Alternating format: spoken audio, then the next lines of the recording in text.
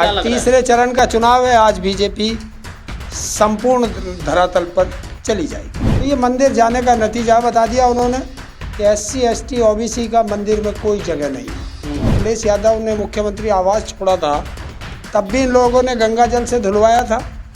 तो ये SC ST OBC का सबसे बड़ा अपमान है। ये SC ST OBC का सबसे बड़ा अपमान है। और अगर आप इसे आज भी 10 साल के बाद भी आप इसे हिंदू मुस्लिम कब्रिस्तान शमशान पाकिस्तान इसी पर अटकाओगे तो ये साफ जाहिर होता है कि तुमने जनता के लिए कोई काम नहीं किया। ये दर्शाना चाहते हैं कि भगवान पर और मंदिरों पर इनका एकाधिकार है। चुनाव आयोग अपने अधिकार भूल चुका है। चुनाव आयोग नहीं रहा, वो गुलाम आयोग हो गया। आदाब दोस्तों, मैं आपके साथ जफर सिद्दीकी। आप देख रहे हैं टाइम्स एक्सप्रेस। जिस तरीके से कल अखिलेश यादव एक मंदिर में पूजा अर्चना करने के बाद जो है वहां पर मंदिर को धुलवाया गया, गंगा जल से भाजपा द्वारा जो है वो उस मंदिर को धोया गया। वो इसलिए क्योंकि अखिलेश यादव के साथ कुछ मुस्लिम समाज के लोग मंदिर चले गए थे। पूरे मुद्दे में सब बातचीत के लिए मौजूद है क्रांतिकारी हरिंदर ताऊ, किसान नेता हैं। आप कैसे देख रहे हैं कल के इस मामले को? देखिए, SC ST OBC से हम पहले ही कह रहे कि मंदिर जाओगे तो तुम्हारा अपमान होगा और आप मंदिर उन्हें भेजना चाहते हैं। तो ये मंदिर जाने का नतीजा बता दिया उन्होंने कि SC ST OBC का मंदिर में कोई जगह नहीं है। और बता दिया उन्होंने, जनता ने देख लिया। बताइए, अब गंगा जल से धुलवाया जा रहा है अखिलेश यादव जब मंदिर गए हैं। तो ये तो जब वो अखिलेश यादव ने मुख्यमंत्री आवास छोड़ा था, तब भी इन लोगों ने गंगा जल से धुलवाया था। तो ये SC ST OBC का सबसे बड़ा अपमान है। तो भारतीय जनता पार्टी आखिर क्या दर्शाना चाहती है? ये दर्शाना चाहते हैं कि भगवान पर और मंदिरों पर इनका एकाधिकार है। तो जब इनका एकाधिकार है तो अब हमें मंदिर जाना ही नहीं चाहिए। अच्छा, छोड़ देना चाहिए। अच्छा ताऊ, क्योंकि मंदिर में अगर भगवान बसते तो इन्हीं के होते। घट घट में भगवान है, हर वस्तु में भगवान है। तो भगवान तो हमारे अंदर है, क्यों खोजते फिरते हो? इंसान को इन्होंने ऐसे पागल बना दिया जिस तरीके से कस्तूरी हिरन के अंदर होती है और वो उसकी महक लेकर के उसे ढूंढता फिरता है। तो इन्होंने जनता को ऐसा पागल बना दिया कि मंदिर में भगवान है। अगर मंदिर में भगवान होते तो सोमनाथ का मंदिर नहीं लुटता। अच्छा ताऊ, सवाल ये है कि आज तीसरे चरण का चुनाव है। 93 सीटों पर आज वोटिंग हो रही है। 2 चरणों में चुनाव हुए, उसके बाद से लगातार जो है इस तरह का भाषण, जिस तरीके से प्रधानमंत्री का आपने सुना कि मंगलसूत्र छीन लेंगे इंडिया अलायंस वाले, तो क्या लगता है कि क्या दर्शाता है? ये बौखलाहट है, हार की बौखलाहट। देखिए, बिल्कुल होती है। जब आप चुनाव में हैं तो आप अपने मुद्दों पर आओ ना। 10 साल में तुमने जनता को क्या दिया, उनसे बात करो। विपक्ष उसका काट करेगा। तो ये होता है एक फेयर चुनाव। और अगर आप इसे आज भी 10 साल के बाद भी आप इसे हिंदू मुस्लिम कब्रिस्तान शमशान पाकिस्तान इसी पर अटकाओगे तो ये साफ जाहिर होता है कि तुमने जनता के लिए कोई काम नहीं किया। तुम जनता को फिर धर्म में और जाति में उलझा करके, मजहब में उनको उलझा करके तुम उनका फिर बेवकूफ़ बनाते हो। और लेकिन जनता अब सुधर गई है। जनता अब अपने मुद्दों पर बात कर रही है। जनता पूछ रही है, किसान पूछ रहा है कि हमारी MSP पे गारंटी के कानून का क्या हुआ। महिला पूछ रही है हमारे सम्मान का क्या हुआ। बेरोजगार पूछ रहा है हमारे रोजगार का क्या हुआ। कर्मचारी पूछ रहा है हमारी मजदूरी का क्या हुआ। और जो वैसा कर्मचारी है, सरकारी कर्मचारी, वो पूछ रहा है हमारी पुरानी पेंशन का क्या हुआ। छोटा व्यापारी है, वो पूछ रहा है ये GST की मार क्यों है। तो ये सब पूछ रहे हैं।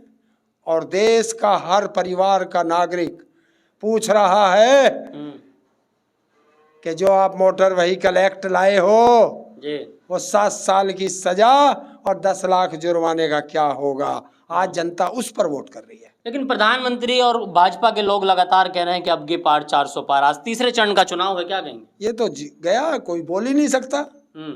जितना ये मुद्दा लाएंगे, जनता इनके मुद्दों को खारिज कर रही है। जनता काम की बात करती है। आज तीसरे चरण का चुनाव है। आज तीसरे चरण का चुनाव है। आज बीजेपी संपूर्ण धरातल पर चली जाएगी।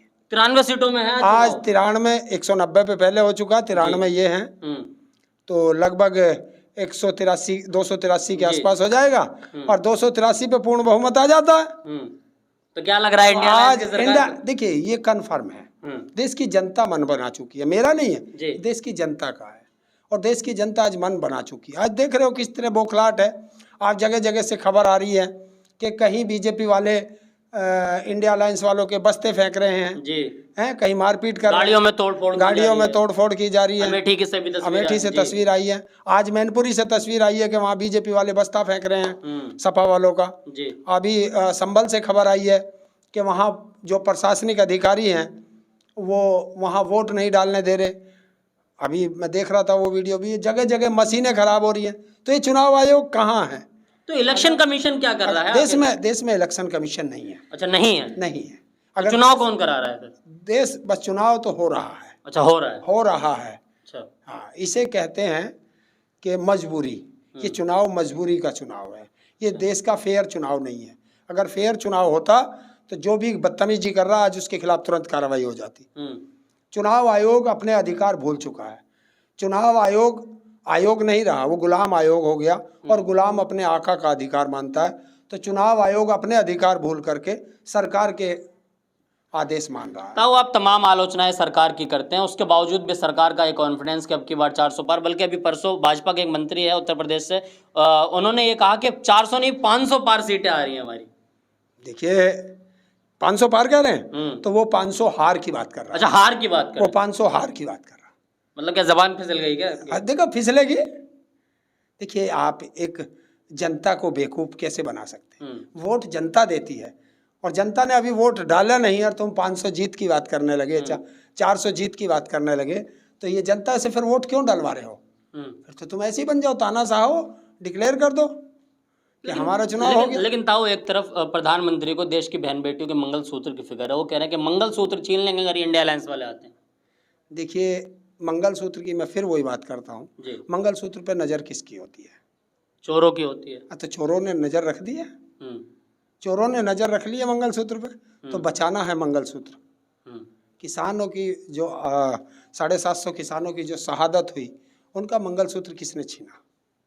बहन बेटियों के जो अभी हमारे पुलवामा में शहीद हुए हमारे जवान, उनका मंगलसूत्र किसने छीना? गलवान घाटी में जो शहीद हुए उनका मंगलसूत्र किसने छीना?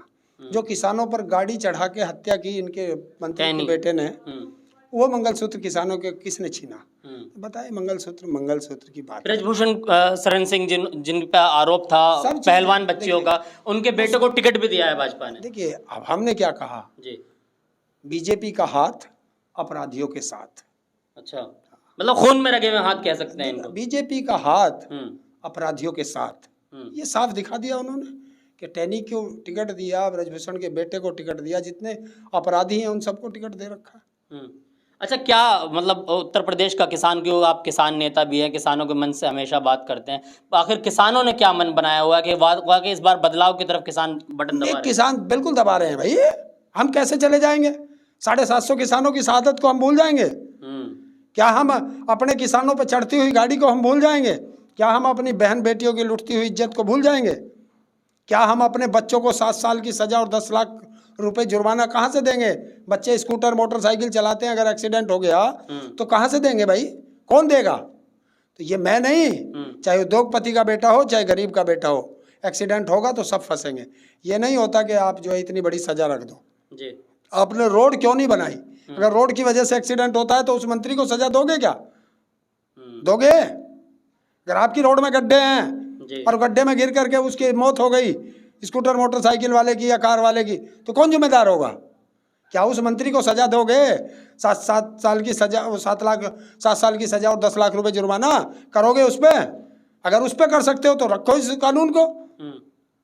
एक ट्रक ड्राइवर या एक कार का ड्राइवर जो नौकरी करता है 10-15 हज़ार रुपए की, वो 10 लाख रुपए जुर्माना कहाँ से देगा? और अगर 10 लाख नहीं देगा तो वो जेल में सड़ेगा, उसका परिवार कहाँ मरेगा? तो फिर कौन गाड़ियाँ चलाएगा यहाँ? तो ये सब सोचने वाली। लेकिन एक तरफ भाजपा ये भी कह रही है कि अगर सत्ता इंडिया अलायंस के हाथ में आती है तो इंडिया अलायंस के लोगों की नज़रें हैं देश के ऊपर, कि देश का तमाम चीज़ें जो है वो उनको दे देंगे जो ज़्यादा बच्चा पैदा करते हैं, जो घुसपैठियाँ हैं देश के। देखिए, ये कौन कह रहा है? प्रधानमंत्री की बात। जो अपने माँ बाप की 6ठी या 7वीं औलाद हो, वो बात कर रहा है। ये वो बात कर रहा था। आप सोचो, अपने दिमाग पर जोर लगाओ कि हमने ये बच्चे पैदा करने वाली बात पे, मंगलसूत्र पे, इन पे वोट नहीं दी थी। हमने देश के विकास के लिए वोट दी थी। हमने जनता के विकास की, जनता का उज्ज्वल भविष्य के लिए वोट दी थी, बच्चों के भविष्य के लिए वोट दी थी, देश तरक्की करे उसके लिए वोट दी थी। हमने इन चीज़ों के लिए वोट नहीं दी थी। तो जनता अब बदल चुकी है।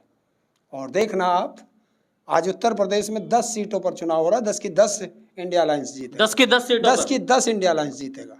आप कह रहे हैं कि मतलब मशीनों पर कब्जा है, चुनाव नहीं हो रहे, उसके बावजूद भी कैसे? मैं मशीनों पे कब्जा नहीं कर रहा, जगह जगह मशीनें खराब हो रही हैं। हाँ, मतलब एक तरीके तो से ये खराब क्यों हो रही है? जब पहले से वो टेस्टिंग होकर के आई है, एक दो मशीन खराब हो जाए, अधिकतर बूथों से वो आ रही है कि यहाँ मशीन खराब होगी, या इस बूथ पे मशीन खराब होगी, इस बूथ पे होगी।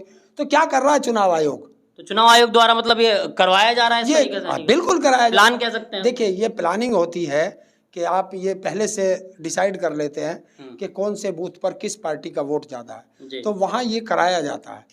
ये कराया जाता है जानबूझ के। तो आज 10 की 10 सीटें आपके यहाँ? बिल्कुल 10 की 10 नहीं, आज लगभग 93 सीटों पर है जी। और 93 में से लगभग 90 सीट आज इंडिया अलायंस जीतेगा।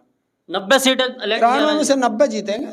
और 3 में 3 मतलब में लड़ाई चल रही है, वो भी हो सकता है आ जाए वापस। अच्छा। हाँ। अच्छा, एक सवाल ये है कि योगी आदित्यनाथ हो, चाहे वो गृह मंत्री हो देश के अमित शाह, चाहे देश के प्रधानमंत्री हो, 370 की बात हर मंच से करते हैं, लेकिन कश्मीर से उन्होंने अपना एक भी कैंडिडेट नहीं उतारा। ये क्या दर्शाता है? ये आप सोचो, आप पत्रकार हो, आपका मतलब क्या ओपिनियन है? नहीं ये आप सोचो, मेरी क्या ओपिनियन होगी? हमारी बात को कौन मानता है? नहीं, आप भी देश के किसान हैं, हमारी जिम्मेदार नागरिक हैं। हमारी मानता कौन है जी। आप तो आगे हर टाइम ये कह देते हो प्रधानमंत्री ने ये कह दिया जी, गृह मंत्री ने ये कह दिया, मुख्यमंत्री ने ये कह दिया, उसकी बात को आप वो देते हो, और जबकि हम वोट डालते हैं हमारी बात को कोई पानी नहीं देता। नहीं, हम तो आप तो हम इसलिए जी। कहते नहीं, हम जनता पे छोड़ देते हैं। जनता ही सर्वोपरि है, और जब जनता अपनी पे आती है, तख्त बदल देती है, ताज बदल देती है, और ऐसे ऐसे बेईमानों का राज बदल देती है। तो राज बदलने वाला है, नहीं कि 4 जून को जो है वो राज गद्दी बदलने की उम्मीद है। परिवर्तन की लहर चल चुकी है और परिवर्तन होगा, और ये सृष्टि का भी नियम है कि जब इंतहा कोई करता है तो सृष्टि उससे परिवर्तन करा देती है। नहीं, 370 पर मैंने इसलिए सवाल पूछा आपसे कि वहां से एक भी कैंडिडेट नहीं उतारना। आखिर क्या लग रहा है कि मतलब 370 का जो उनका गेम है, जो हर मंच से वो नाम लेते हैं, वहां से वो चुनाव नहीं लड़ रहे क्या? कोई एक, हाँ, बीजेपी एक भी कैंडिडेट नहीं उतारा? नहीं लड़ेगी, अभी हो सकता है वहाँ अभी पर्चा भरने का समय हो जी, शायद हो सकता है 7वें चरण में वहाँ चुनाव हो, तो अभी होगा समय। अभी 5 चरण के ज्यादातर भरे गए हैं, 2 चरण अभी बच रहे हैं, हो सकता है वो 7वें चरण में होगा। अच्छा, आप लोग वैसे इंडिया अलायंस से क्या उम्मीद कर रहे हैं? कितनी सीटें, मतलब इस बार जैसे लोगों से आप लोग मिल रहे हैं, तमाम जगहों पर मीटिंग्स हो रही है, क्या लग रहा है कि कितनी सीटों पर जीत हासिल कर रही है इंडिया अलायंस? देखिए, बीजेपी 150 के आसपास रुकेगी। 150 के आसपास? हाँ, इससे नीचे भी जा सकती है, क्योंकि जो जनता का मूड चल रहा है वो 150 से नीचे जाएगी, और अच्छा। इसी की बौखलाहट इनके अंदर है। और जब ये बार बार ये बात आती है तो मैं बस एक ही बात कहता हूँ कि तानाशाह के खिलाफ लब खोलेगा कौन? अगर हिंदुस्तान में ये ताऊ नहीं बोलेगा तो फिर बोलेगा कौन? मतलब ताऊ आखिरी वक्त तक आप जो है इस लड़ाई को लड़ते रहेंगे? मतलब मैं देश के किसानों के लिए, मजदूरों के लिए, युवाओं के लिए, महिलाओं के लिए, कर्मचारियों के लिए और छोटे व्यापारियों के लिए अंतिम सांस तक लड़ूंगा, चाहे अकेला खड़ा रह जाऊं। एक तरफ चाहे 140 करोड़ जनता उनके साथ हो जाना, मैं तब भी अकेला रहूंगा, तो लड़ता रहूंगा और अंतिम चरण तक इनके साथ, इनसे लड़ने रहूंगा, 7वें चरण तक लड़ूंगा। डर नहीं लगता था वो? देखिए, जो डर गया समझो मर गया। ये जीवन है, किसके लिए है? चील कव्वे भी नहीं खाते इस शरीर को। इंडिया अलायंस का एक मुख्य चेहरा है जिसका नाम अरविंद केजरीवाल, आज सलाखों के पीछे, जबकि उनका कोई जुर्म अभी तक कोर्ट में साबित नहीं हुआ। क्रांतिकारी कहाँ हो सकते हैं? क्रांतिकारी या तो जेल में या रेल में। क्रांतिकारियों की ससुराल होती है जेल। अच्छा। हाँ, और क्रांतिकारी जाते हैं देश मतलब गर्व महसूस हो रहा है, यानी कि जो क्रांतिकारी अगर जेल चला जाए वो फक्र महसूस करता है, क्योंकि जेल जाना दूषण नहीं, भूषण है। अच्छा। हाँ, जो क्रांतिकारी जेल जाएगा वो तप करके बाहर आता है और एक बड़ा क्रांतिकारी बन के आता है, तो अब वो बड़ा क्रांतिकारी बन के बाहर आएगा। तो ताऊ आप भी क्रांतिकारी, डर नहीं लगता है जेल जाने से? नहीं, कुछ नहीं लगता। जेल में है क्या? घर में भी रहना और जेल में भी रहना, दोनों वक्त का खाना मिलता है, समय से मिलता है। घर पे तो हो सकता है 8 बजे के बजाय 9 बजे मिलेगा, लेकिन वहाँ समय है, अगर 5 बजे का तो 5 बजे आपको खाना मिलेगा। अच्छा, एक आखिरी सवाल होगा, देश के प्रधानमंत्री से क्या कहना चाहेंगे? क्योंकि वो लगातार ये कह रहे हैं कि अब की बार 400 पार सीटें ला रहे हैं, तीसरी बार प्रधानमंत्री बनने जा रहे हैं। 10 साल नहीं, अरे यार किसने कहा? तुम बार बार फिर वही बात कर रहे हो, तीसरी बार बनने जा रहे हैं, बनने कैसे चले जाएंगे? अच्छा, नहीं जा रहे? नहीं बन रहे। अच्छा, जाने का वक्त हो गया देश के प्रधानमंत्री से कि जाते जाते देश से एक बार सच बोल के चले जाओ।